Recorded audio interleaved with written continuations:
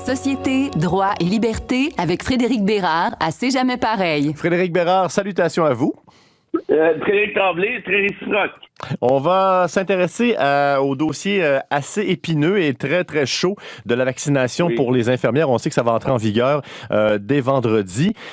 Et là, on entend de plus en plus des rumeurs qui s'intensifient sur la possibilité d'aller contester devant les tribunaux. Légalement, constitutionnellement, est-ce que cette mesure tient la route? Est-ce qu'elle pourrait être déboutée en justice? Ben, évidemment qu'il y aura des poursuites, ça me semble assez clair. Ce qui devrait arriver, c'est qu'on contestera la constitutionnalité de la mesure, ce qui est tout à fait légitime et correct dans un état de droit que l'on puisse s'adresser aux tribunaux pour y voir plus clair à ce niveau-là. Moi, je suis parfaitement à l'aise avec ça. Cela dit, même s'il n'y a pas de jurisprudence, la jurisprudence, ça veut dire quoi? C'est des décisions antérieures qui auraient déjà été rendues à ce niveau-là. Même s'il y a absence de jurisprudence ici, je demeure assez convaincu qu'un tribunal justifierait cette mesure-là. Au motif que en fait, faisons le petit exercice rapidement, si vous voulez bien. Est-ce qu'il y a une violation d'un droit à la liberté ici? Je crois que oui, un droit à la liberté qui est protégé par les chartes. Pourquoi je crois qu'il y a une violation du droit à la liberté? Parce qu'on oblige les infirmiers et les infirmières à choisir entre essentiellement leur job et leur droit de ne pas être vaccinés. Cela dit, une fois qu'il y a une violation, Frédéric, d'un droit ou d'une liberté, l'exercice du tribunal ne s'arrête pas là. Il doit passer à la deuxième étape et garder à l'esprit la chose suivante. Il n'y a aucun droit qui n'est absolu au Québec ou au Canada. Ce qui veut donc dire quoi? Ce qui veut dire que le tribunal devra procéder à l'exercice de pondération suivant. Ici, il y a une violation du droit à la liberté, c'est vrai, mais en même temps, je dois le pondérer à la lumière des intérêts collectifs, des intérêts de la collectivité québécoise. Or, ici, c'est quoi les intérêts de la collectivité québécoise? Ben, c'est de lutter efficacement contre cette pandémie-là, finir par en finir. Donc, de ce fait-là, moi, je suis d'avis qu'un tribunal donnerait probablement raison ici au gouvernement du Québec en disant, ben, écoutez, là, clairement, oui, il y a une violation du droit à la liberté pour les infirmières, c'est juste. Mais on est d'avis, par contre, que la lutte à la pandémie doit l'emporter. Bon, on s'entend que c'est très, très rare que lorsqu'un cas est devant la justice, que ça se règle en un après-midi. Imaginons que c'est déposé devant un juge, cette affaire. Qu'est-ce qui va se passer? Est-ce que la décision du gouvernement va entrer en vigueur, va s'appliquer tout de même si c'est contesté? En fait, la façon que ça... Évidemment, il faudra voir, il faudrait poser la question aux avocat qui déposeraient un tel recours. Mais de manière générale, la manière que ça fonctionne, c'est que le gouvernement ou l'Assemblée nationale, s'il s'agit d'une loi, adopte sa mesure, sa norme. Une fois que celle-ci est adoptée, là, il peut y avoir contestation. Il ne peut pas y avoir de contestation avant le coup. Une fois que c'est contesté, le tribunal regarde ce qui se passe et là, il faudra voir qu'est-ce qui sera demandé comme tel. Mais non, en fait, le gouvernement ou l'Assemblée nationale n'a pas à reculer. Il est possible que ce soit demandé de manière urgente. Logiquement, ça devrait d'ailleurs être le cas. Et qu'il y ait plusieurs étapes à ce même dossier-là. Par exemple, quand on parle d'injonctions, il y a des injonctions qui sont rendues de manière très, très urgente. Il y en a d'autres qui sont rendues plus tard sur le fond. Donc, dans ce cas-ci, probablement qu'il y aurait des ordonnances dans l'intervalle. Il faudra voir qu'est-ce que le tribunal décidera à ce niveau-là. C'est certain que ça dépendra de ce qui sera demandé, évidemment.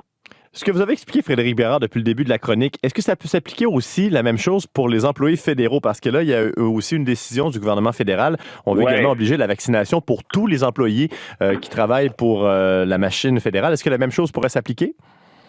Ça, Frédéric, c'est une excellente question. Parce que oui, dans les faits, et théoriquement, absolument, le même processus, tout ce que je viens d'expliquer s'applique de manière intégrale au fédéral, sous réserve de la chose suivante. Pour les infirmières, je pense que ça sera plus facile pour l'État québécois de démontrer que la mesure est constitutionnelle. Pourquoi? Parce qu'on parle de personnel du soin de santé. Donc, on leur dit, écoutez, si vous ne croyez pas à la science médicale, de un, on a un problème. Et de deux, vous êtes en contact avec des patients, vous pouvez vous-même favoriser la contamination, ce qu'on ne veut pas.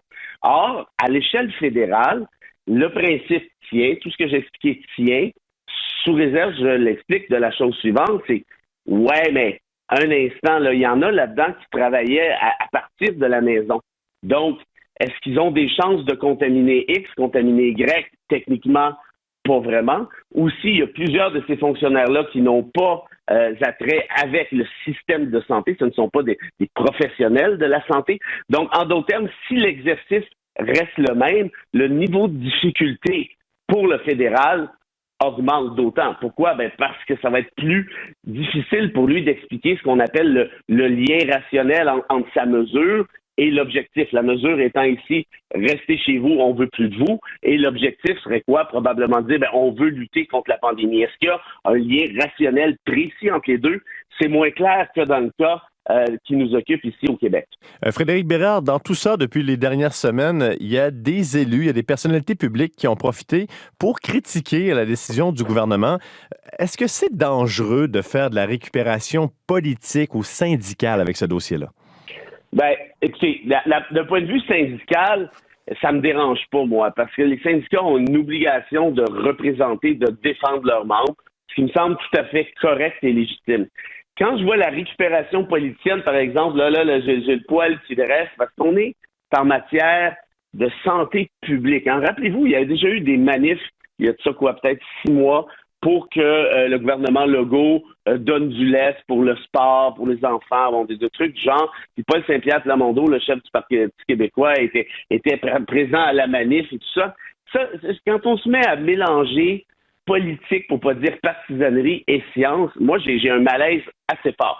Cela dit, on veut quand même avoir une opposition, Frédéric, qui est forte, une opposition qui dit au gouvernement, à un instant, ça, c'est exagéré. Mais dans ce cas-ci, est-ce que l'opposition pense ça réellement ou essaie plutôt de profiter de l'occasion pour faire de l'électoralisme un peu cheap, passez-moi l'expression? J'ai l'impression que c'est pas mal plus la deuxième option dans ce cas-ci. Frédéric Bérard, il est majeur, il est vacciné et surtout, il est chroniqueur pour l'émission C'est jamais pareil. Merci beaucoup pour ces réflexions ce matin. Salut, bonne semaine tout le monde. On va demeurer dans le thème des